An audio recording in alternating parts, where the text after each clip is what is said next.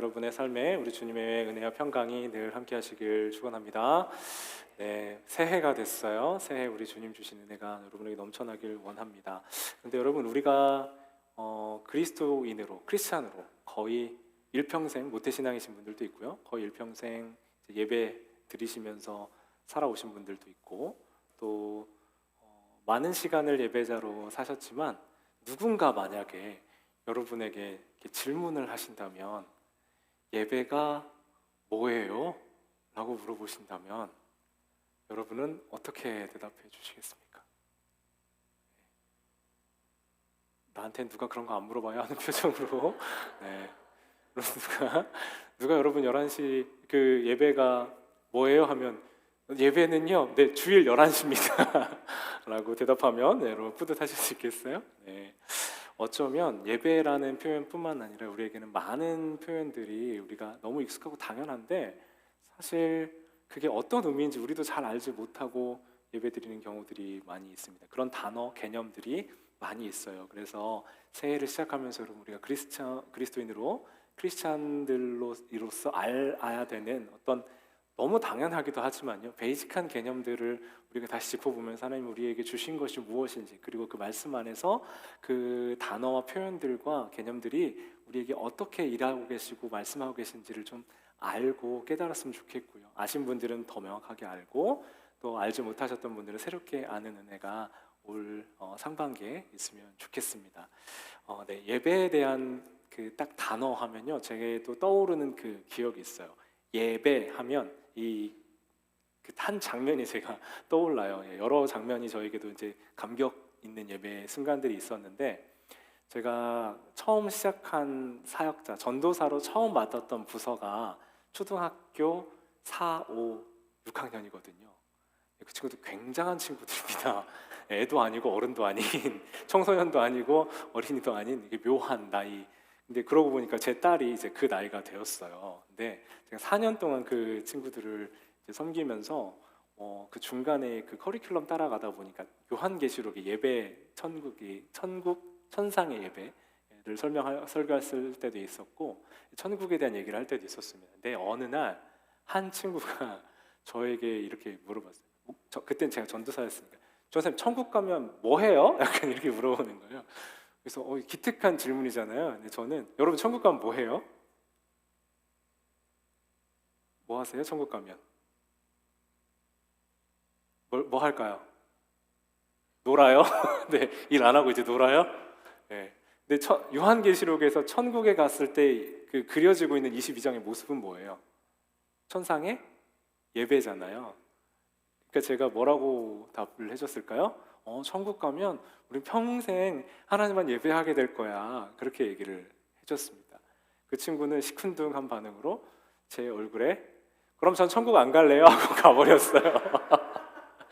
네, 그 친구들 이제 대부분 부모님을 따라서 예배를 오는 친구들이었잖아요. 그러니까 이 주일 이 1시간을 자기가 예배 드리는 것도 내가 이 정도면 충분하다라고 생각했는데, 그걸 그 공적 예배를 평생 해야 한다니 차라리 안 가고 말겠다. 여러분에게 거꾸로 질문한다면, 여러분 천국 가서 예배만 드리신다면, 이 공적 예배만 드리신다면 여러분 가실래요? 안 가실래요? 박태민 집사님 가실래요? 안 가실래요? 고민 좀 해보셔야 될 것 같죠. 거기가 천국이냐 거꾸로 되물어 보실지도 모르겠어요. 네. 그런데요, 여러분, 우리가 이제 예배라는 개념을 설명할 때 제가 그 친구에게 대답해준 천상의 예배가 있는 그 예배를 드린다라는 게, 우리가 개념을 좀 잘 이해해야 될 필요가 있어요.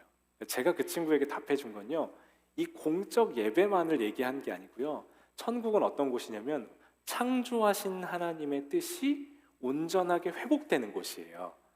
아담이 예배만 드린 것이 아니라 그의 삶을 살았지만 그의 모든 삶이 하나님이 기뻐하시는 대로 살았거든요. 그러니까 하나님이 기뻐하시는 모습대로 사는 것이 하나님을 예배하는 방식이었고, 동물들, 생물들 이름 지어주고 그것을 마음껏 누리면서 하나님을 기쁘시게 하고 하나님을 기뻐하는 것이 아담이 드렸던 처음의 예배였어요. 그 창조됐던 완전한 모습이 회복되는 게 마지막 장인 요한계시록 22장에 나와 있는 거예요. 그러니까 우리가 개념을 좀 나눠보셔야 되는 것이요, 예배는 공적인 이 주일날 11시 우리가 머릿속에는 이 시간에 드려지는 예배가 있고요. 또 한 가지는 개인적인 삶에서 드려지는 예배가 나눠져 있어요. 로마서 12장 1절 우리가 잘 아는 구절입니다. 세번역 성경으로 보시면요. 형제자매 여러분, 그러므로 나는 하나님의 자비하심을 힘입어 여러분에게 권합니다. 여러분의 몸을 하나님께서 기뻐하실 거룩한 산제물로 드리십시오. 이것이 여러분이 드릴 합당한 예배입니다. 우리 몸을 하나님께 드리라는 말은요, 이 예배 시간에 우리 몸을 어떻게 이렇게 제사 드리듯이 드리라는 얘기가 아니라요, 우리의 모든 삶이 하나님이 기뻐하시는 모습으로 살아가라는 거예요. 자, 바꿔서 얘기하면 우리가 이 시간에 드려지는 공적인 예배와 우리가 삶으로 드리는 삶의 예배가 나눠져 있다는 거예요. 그러니까 커먼 월십 시간하고요, 퍼스널 디보션으로 구분을 해야 돼요. 예배라는 개념을. 근데 대부분 예배라고 생각할 때 어느 전자예요, 후자예요? 우리가 얘기하는 게 전자죠. 공동으로 드려지는 이 커먼 월십의 시간들을 예배로 생각하니, 제가 그 친구에게 해줬던 개념이 어떤 개념이든지 상관없이 가서 우리는 평생 하나님을 예배할 거야 하면 뭐만 생각하는 거예요? 이 공적인 예배만 아무것도 못하고 가만히 있는 이 자리를 계속해야 된다고 생각하는 거예요. 나 같으면 안 갑니다 하고 얘기를 할 수밖에 없었던 거죠. 여러분, 우리가 이 예배를 둘로 나눠야 되고, 개인 예배를 또 어떻게 나눌 수 있냐면요, 내가 하나님 앞에서 드리는, 하나님과 교통하고 사귀는 이 디보션 타임 하고요, 내가 내 삶으로 드리는, 내 삶을 살아가면서 하나님을 기쁘시게 하는 그 일상적인 예배자로서의 삶을 또 둘로 나눌 수 있어요. 그러니까 여러분, 정리 한번 하면 예배, 공동적으로 여기 드리는 예배가 있고요, 우리가 또 나누어져서 우리 일상 속에서 내 삶으로 드리는 시간이 있다라는 걸 알고 말씀을 시작을 하셔야 됩니다. 그러니까 이 공동 예배는 어떻게 시작되냐면요, 이 공동 예배는 우리가 함께 이 11시라는 시간에 함께 이렇게 모이잖아요. 먼저 어떻게 시작되냐면, 예배는 모이면서 시작돼요. 예수님께서 두세 사람이 모인 곳에 우리가 함께 한다고 하셨던 것처럼 이 모임의 시간이 굉장히 중요합니다. 그래서 이 시간에 모이면서 우리가 그리스도의 이름으로 한 장소에 모이는 것이 예배 출발, 시작이에요. 예배가 출발되면 우리는 그곳에서 하나님을 만나고, 또 누굴 만나면, 수직적으로는 하나님을 만나지만 수평적으로는 예배를 함께하는 우리 이웃인 함께하는 예배자들을 만나는 거예요. 그러니까 두 가지 측면이 다 있어야 돼요. 하나님을 만나고, 그리고 여러분 함께 예배하는 함께하는 사람들과 함께 할 때 이 공적 예배가 이루어진다는 거죠. 여러분, 단어적인 어원적인 개념으로 예배를 보면요, 예배는 우리가 가장 잘 알고 있는 단어가 뭐예요? 예배하면 뭐라고 표현하시겠어요? 예배, 영어 단어로 뭐예요? 월십이죠. 예배 단어의 월십, 영어로 월십은요, 이 영어 고어에서부터 왔는데요, 이 두 가지 단어가 합쳐졌어요. 근데 이 발음이 제가 되게 어렵게 느껴지는데, 첫 번째는 월스를 뜻하는, 이 가치를 뜻하는 단어하고요, 이 사이프라고 표현되어 있는데 그러니까 상태를 뜻하는 표현이 합쳐진 거예요. 그러니까 첫 번째는 가치, 그 다음에 상태를 뜻하는 두 단어가 합해지면서 오늘날의 월십이라는 단어가 됐어요. 근데 그 단어의 뜻을 살펴보면요, 예배라는 건 뭐냐면 어떤 가치 있는 대상을 인정하고 존중하면서 그 가치 있는 대상에 맞는 상태를 갖추는 거예요. 네, 그 가치 있는 분께 맞는 가치를 드리는 것이 예배래요. 근데 이걸 이제 그리스도인식으로 조금 더 쉽게 표현하자면요, 영어 단어 워십은 그래서 최고의 가치이신 하나님께, 그 하나님께 맞는 합당한 태도와 모습으로 우리가 섬기는 것, 이것이 영어 단어인 월십이 가지고 있는 그 의미라는 거예요. 그러니까 하나님께 합당한 것을 드리면서 하나님을 높여드리는 것이 예배이다. 또 다른 거 보면요, 리터지라는 단어가 있어요. 예식을 표현하는 리터지는 헬라어 레이투르기아라고 하는 이 표현에서 왔는데, 이 레이투르기아는요, 일이에요. 인간에게 하는 공적인 그 사회 서비스나 공공 영역에서 일어난 일을 얘기했던 단어입니다. 이 공적인 일을 바울이 가져오면서 어떻게 표현했냐면, 이 일을 그리스도의 일꾼이다, 내가 그리스도의 일꾼이다 표현할 때 저기 레이투르기아라는 단어를 썼거든요. 그게 무슨 말이냐면, 예배란 뭐냐면 사람이 하나님께 드리는, 예배자들이 예배에 능동적으로 참여해서 하나님을 높이고 하나님께 봉사하는 거다라는 거예요.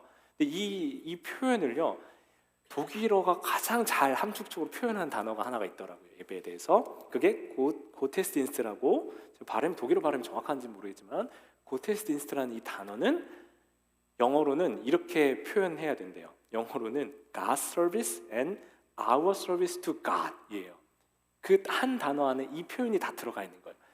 하나님께 드리는, 하나님이 우리에게 주시는 하나님의 서비스와 우리가 하나님께 드리는 서비스. 그래서 우리가 월십 서비스라고 표현할 때 어떤 개념이 있어야 되냐면요, 우리가 하나님께 한 서비스를 봉사하고 하나님께 드리지만 하나님이 우리에게도 봉사해 주시는 만남의 자리가 예배의 자리라는 거예요. 자, 그러니까 예배에서 진짜 중요한 한 포인트는요, 하나님은 저라는 종을 통해서 하나님이 우리에게 봉사해 주시는 거예요. 말씀을 통해서 저희에게 알려주시고, 하나님이 우리에게 은혜를 주시고 사랑을 주시고 평강을 주시고 소망을 주시는 게 하나님이 우리에게 주시는 봉사, 하나님의 일이고요. 그것을 바꿔서 얘기하면 하나님의 계시, 하나님이 알려주심이라고 표현해요. 그리고 거꾸로 말해서 우리 인간은 하나님께 뭘 해요? 그거에 마땅한 응답을 하는 거예요. 예배에서는 뭐가 있었냐면 하나님의 계시와 인간의 응답이 돼서 그것이 우리가 대화를 하듯이 왔다 갔다 하는 거예요. 그래서 여러분 예배 순서를 보면요, 우리 예배 순서가 그냥 돼 있는 게 아니에요. 예배로 하나님이 우리를 불러주시는 거예요. 하나님이 계시하시죠? 그러면 우리가 응답해서 자리에 일어나서 뭘 해요? 찬양하면서 하나님께 응답을 드립니다. 그리고 해중 기도를 통해서 하나님께 그 응답을 올려드린 다음에 우리가 뭘 해요? 하나님의 계시인 하나님의 말씀을 받는 거예요. 그리고 그것에 또 연장선상에서 종을 통해서 주신 하나님의 말씀을 받았을 때 그 다음에 우리가 찬양하죠. 이게 뭐예요? 하나님께 응답하는 거예요. 그러니까 계시와 응답, 이게 여러분 카페 갔는데 한 사람만 계속 얘기한다고 생각해 보세요. 그게 대화가 되는 거예요? 아니죠. 예배는 여러분 예배 순서 안에서 하나님 말씀하시면 여러분이 응답하시고, 말씀하시면 응답하시는 계시와 응답의 순서로 예배가 구성되어 있다라는 거죠. 근데 여러분 우리가 주일 예배를 할 때요, 주일 예배를 제가 여러분 여쭤볼게요. 예배를 드리는 게 맞아요? 예배를 보는 게 맞아요? 예배를 하는 게 맞아요? 네, 얘기해 보세요. 괜찮아요. 괜찮아요. 뭐 틀려도 돼요. 뭘까요? 드리는 거, 또 하는 거. 네? 다 맞아요. 네, 곽지사님 정답입니다. 네. 여러분 제가 전에 제가 목회 시작할 때 21년도 목회 예배 부분 얘기할 때 제가 예배는 보는 게 아니에요, 예배는 드리는 겁니다라고 강조해서 얘기했는데, 제가 최근에 그 예배에 대한 여러 책들 중에서 제가 최근에 봤던 새 책에서 공통적으로 하는 게 있었어요. 무슨 얘기냐면, 우리가 여러분 예배를 드린다라는 표현을 저도 잘못했다라고만 생각했거든요. 예배는 보는 게 아니라 참여하는 거니까요. 근데 우리 한국어 어법에 있어서 시장 갈 때 우리가 뭐라고 표현해요? 시장 본다고 하죠. 그러면 나 엄마가 가면서 나 시장 보고 올게 하고 가면 엄마가 그냥 시장을 이렇게 보고만 와요? 어떻게 해요? 시장 장을 보고 상거래 행위를 해서 필요한 물건을 사서 오고 그 안에 참여적으로 들어가는 거잖아요. 그러니까 한국어 어법에서 본다는 표현은 그 안에 실질적으로 들어가서 함께 한다는 의미를 함께 하고 있다라는 거예요. 저기 국어 선생님 계신데 이따 여쭤볼게요. 네. 네. 그래서 의미 어법상으로 봤을 때 이게 정확한 표현이 아닐지라도 그 안에 함축되어 있는 의미가 예배를 드리는 것이 맞다, 드리는 것도 틀리다고 굳이 비판할 필요는 없을 것 같다라는 게 이제 한 가지였고요. 또 한 가지는 우리가 예배를 드린다고 할 때 식사를 먹다라고 표현하지 않잖아요. 그 이유는 이중 언어의 그 의미의 중복이 일어나기 때문에 그렇거든요. 그러니까 예배를 드린다고 할 때도 예배라는 표현 안에 하나님께 드리는 행위가 포함되어 있기 때문에 예배를 드린다는 것보다는 예배를 한다, 예배한다라는 표현이 맞다라고 표현하기도 합니다. 그런데 그럼에도 불구하고 우리가 쓰는 이 표현 안에 우리가 이건 정말 이해할 수 없고 받아들일 수 없는 정도의 문제가 아니라 가장 익숙한 건 또 뭐예요? 예배를 드린다는 표현이잖아요. 그러니까 이 세 가지 표현에 어떤 표현이 맞고 틀리다라고 할 수 있는 건 없습니다. 그러니까 어느 정도 범주 안에서 통용될 수 있고 이해할 수 있는 내용인 거죠. 드리고, 보고, 한다. 근데 여러분 중요한 게 있어요. 이것의 옳고 그름이 중요한 게 아니라 더 중요한 건 뭐냐면 이 세 가지 표현을 하면서 강조하고 있는 게 있어요. 무엇이 자연스럽게 강조됩니다. 예배는 내가 구경꾼으로 보는 것이 아니라 내가 그 안에 들어가는 주체적으로 참여해서 하나님을 기쁘시게 하는 일이라는 거예요. 그게 중요해요, 여러분. 예배는 구경하는 게 아니라 주체적으로 참여해서 하나님을 기쁘시게 한다. 핵심은 누구에게 무엇을 어떻게 하느냐라는 거죠. 그걸 우리가 오늘 말씀을 보면 알 수가 있어요. 레위기에 보면 제사법, 하나님께 어떻게 제사를 드려 제물을 드리고 예배를 드려야 되는지에 대한 구약의 율례, 기준이 제시되어 있어요. 오늘 우리가 레위기 1장 6절을 읽을 때 6절의 주어가 누구예요? 가죽을 벗기고 고기를 점여라고 되어 있는데요. 영어로 표현 보면 cut into pieces예요. 그러니까 이거는 조각으로 나누는 거예요.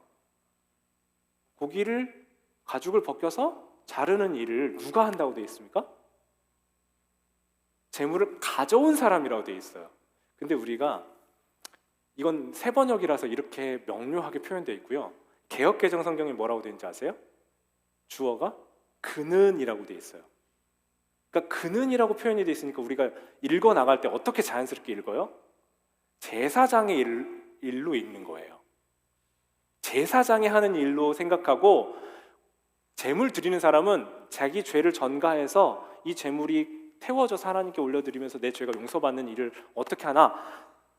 내 죄를 전가해서 그 동물을 제사장이 다 가지고 가서 제사장이 가죽 벗기고 제사장이 고기를 나눠서 불태우는 제사를 드리는 행위에 나는 드리기만 하면 된다고 생각하게 되는 거죠.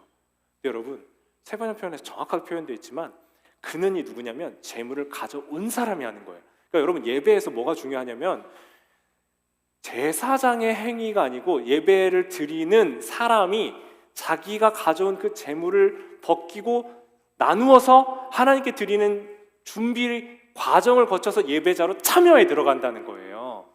이게 없이는 예배가 될 수 없다는 거죠. 그러니까 여러분 가끔요, 뭐 그런 일들이 드물어졌지만 제가 그럴 때 있었죠. 제가 예배로 부름하고 찬양 인도하고 이제 대표 기도자가 없어서 제가 목회 기도를 하고 그 다음에 성경 봉독을 하고 그 다음에 설교를 하고 결단 찬양을 인도를 하고 그리고 광고를 하고 축도를 합니다. 누구의 예배입니까? 누구의 예배예요? 잘못하면요 제사장이라고 하는, 그러니까 저의 예배가 되어버리기 쉽다라는 거예요. 예배에 우리가 구경꾼이 아니라 예배의 주체, 참여자가 되지 못하는 거예요. 그러니까 여러분 가급적이면요 예배 인도자, 찬양 인도자, 대표 기도하시는 분들이 좀 어려움을 느끼실 수 있지만 여러분 적극적으로 이 회중 기도 안에 여러분이 참여하시면서 기도로 준비하면서 정말 예배자로서 하나님께 드리는 이 기도의 고백이 있으면 좋겠고요. 그리고 나중에 우리가 성경 봉독자도 있었으면 좋겠어요.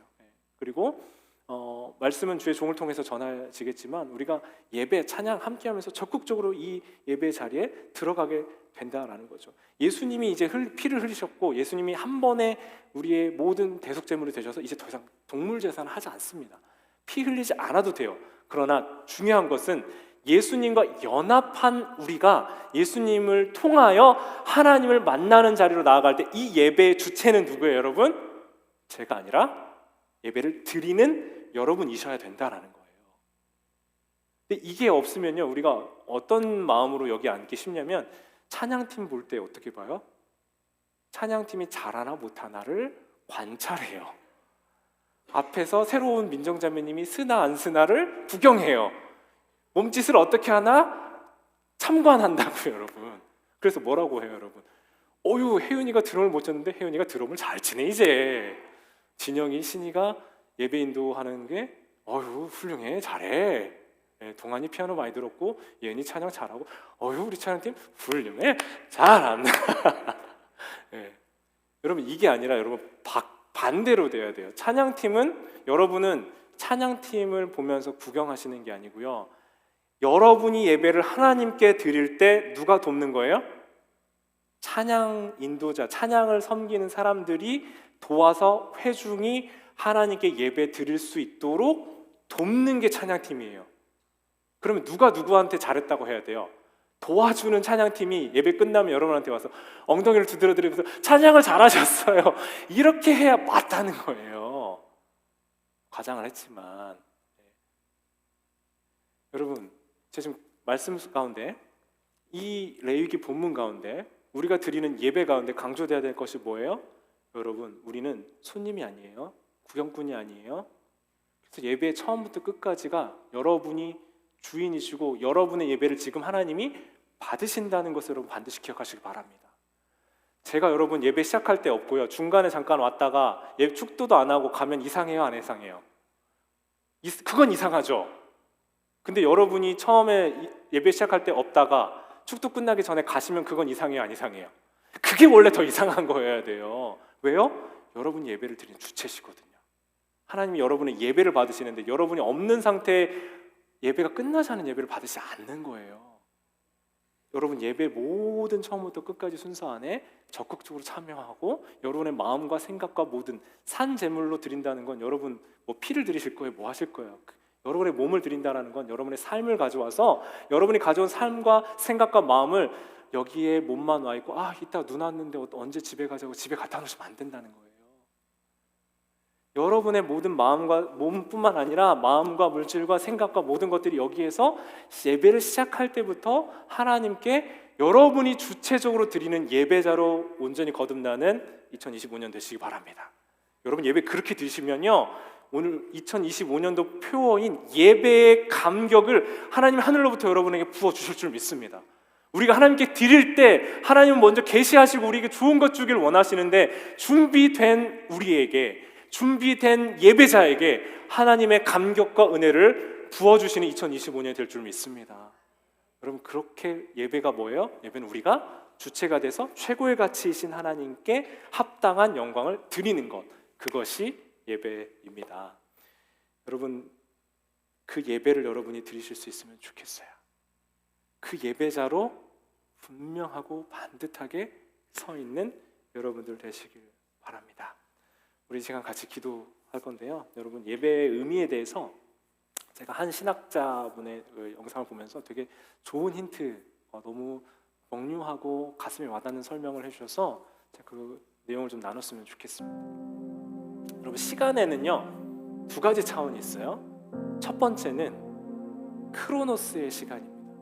크로노스의 시간은 째깍 초, 분, 시, 하루 단위에 흘러가는 물리적인 시간이에요. 근데 카이로스의 시간은요 그냥 이렇게 흘러가는 시간이 아니라 어떤 의미를 주는 시간이고 깊이가 더해지는 순간이고 시간입니다. 저한테는 이 카이로스의 시간 하면 어떤 순간이 떠오르냐면, 제가 시카고를 갔다가 아내랑 저희 애들 데리고 운전하면서 돌아오는데 제일 힘든 구간이 어디냐면 저기 이렇게 인디애나 쪽으로 이렇게 내려오거든요. 그러면 그쪽 지나오면서 한 1시간 정도 남을 때 되게 이제 빨리 도착했으면 좋겠다 하는 마음이 들 때가 있어요. 그때였는데 온유가 지금보다 더 어렸을 때거든요. 아빠 힘들죠? 힘내세요 라고 아이가 정말 순수하고 맑은 목소리로 저에게 얘기해 줄 때가 있었어요. 근데 그때 진짜 피곤하고 이제 좀 도착해서 운전 그만하고 싶다 했던 그 순간에 힘이 팍 나면서 사랑하는 딸아, 그래 내가 널 위해 어딜 못 가랴, 평생 널 위해는 운전자가 되어주리라 하고 결심했던 제 마음에 그 강한 감동이 왔었던 그 짧은 찰나의 순간이 있거든요. 저에게 그 시간은 딸이 저를 사랑한다는 격려와 힘을 주었던 카이로스의 시간이에요. 근데 여러분 이것과 비슷하게요, 어떤 분이 남편하고 사별한 지 한 30-40년 되신 삶을 정말 꾸준하게 변함없이 신실하게 살아오신 어머니가 계셨습니다. 그 어머니는 30대 때 남편을 암으로 잃으셨어요. 그 남편이 돌아가시기 전에 병원에 잠시 나와서 그 아내분과 함께 잠시 여행을 가고 산책을 1시간 동안 좀 힘들지만 했던 시간이 있었답니다. 그 어머니 표현으로는 남편이 1시간 동안 자기의 손을 놓지 않고 꼭 잡아줬대. 그리고 이 남편은 결국 돌아가셨는데 자기는 그 남편이 잡아준 손에 1시간 잡아준 손을 기억하며 그 40년의 세월을 견딜 수 있었다는 거예요. 40년의 세월은 크로노스의 시간이에요. 째깍 흘러가는 시간, 물리적인 시간. 카이로스의 시간은 1시간, 그 깊은 손에 따뜻한 온기가 남아있는 상태에서 두 사람이 마음을 나누었던 이 1시간의 시간은 다른 무엇과도 바꿀 수 없는 깊이의 시간이었다는 거예요. 여러분, 누가 저한테 목사님 교회는 왜 가야 돼요? 매주 꼭 가야 돼요? 라고 물어본다면 저는 뭐라고 얘기해야 될까요? 목사니까 뭐라고 말하겠어요? 그럼요, 예배 주일에 예배 드리셔야죠 라고 얘기해야 되겠어요? 여러분, 사실요, 그런 교회를 꼭 가야 되나? 일요일마다 교회를 매주 빠지지 않아야 돼요? 라고 질문한다면 저는 아직 하나님 만나지 못하고 예배의 의미를 모르는 분에게는 글쎄요 라고 얘기할 수밖에 없을 것 같아요. 그런데 만약에 예배의 의미가 이 1시간이 크로노스에 속한 시간이 아니라 카이로스의 시간이라면요, 우리가 일상으로 드리는 예배, 삶 가운데서 드려졌던 그 일상, 여러분, 예배는요 이 시간만 드려서 드려질 수가 없어요. 우리의 산 제물로 드려진 하나님을 경외하고 하나님을 인정하는 내 삶이 사라진 사람이 이 일주일 살았던 삶을 가지고 와서 하나님을 만나는 거예요. 하나님께 드리는 거예요. 그 사람만 하나님께 드릴 수 있어요. 그렇게 드려진 예배를 또 하나님의 그 카이로스의 시간을 경험한 사람만이 내 일상의 일주일 168시간의 시간을, 크로노스를 견디고 기쁨으로, 믿음으로 살아낼 수가 있는 거예요. 그러니 여러분, 우리 그리스도인들에게는 이 카이로스로 하나님을 온전하게 깊게 만나는 이 주일의 시간이 반드시 필요한 줄 믿습니다. 목사니까 제가 교회 오라고 하는 게 아니고요, 여러분이 그리스도인으로 삶을 살면 부대끼고 힘든 일들이 얼마나 많아요. 이 안식일이라고 하는 중요한 개념은요, 그냥 쉬는 게 아니에요. 쉼을 통해 이 안식일의 주인이신 하나님을 멈추어 기억해야 되는 거예요. 다음 주에는 우리가 안식일의 개념을 좀 나눌 건데, 우리 안에 여러분, 하나님이 이 시간 멈추어서 우리 주님의 손을 깊게 만지고 잡고 우리 주님을 경험하고 우리 주님의 말씀을 듣고 주님이 여러분을 사랑하시고 내가 너와 함께 하고 있다라는 약속과 생명과 사랑을 이 시간 받아 누리시길 바랍니다. 그 주님이 여러분의 주님이세요. 그 깊이의 시간, 그 깊이의 시간으로 우리 함께 예배하며 찬양하며 우리의 사랑과 고백을 하나님께 올려드리고, 또 이 시간, 결단의 시간을 통해서, 응답의 시간을 통해서 하나님 여러분에게 주시는 사랑과 위로와 마음과 평강을 이 시간 받아들이시기 바랍니다. 우리 부르신 곳에서 함께 찬양하겠습니다.